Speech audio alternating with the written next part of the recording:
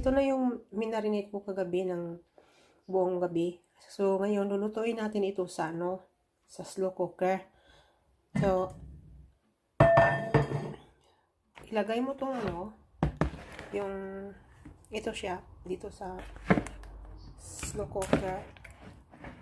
Yan.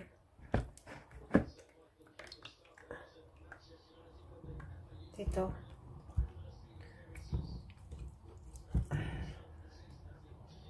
Tapos, ilagay mo yung sabaw niya.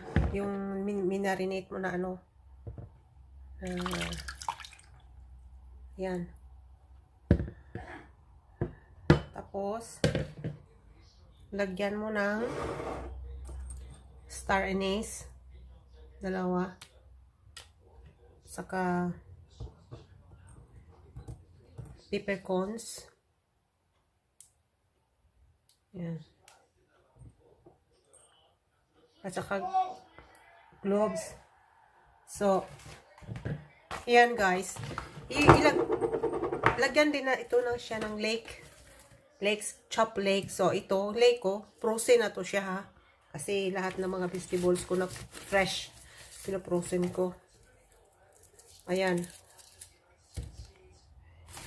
Lagyan mo na ng leek potato.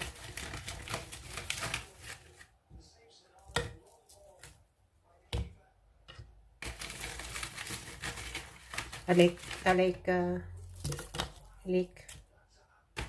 So, lagyan mo yung mamaya ng potato pag gusto mo. Ayan.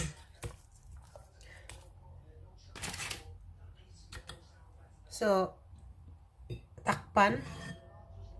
So, lulutuin mo ito ng 6 to 8 hours. So, ito slow cooker siya. 6 to 8 hours.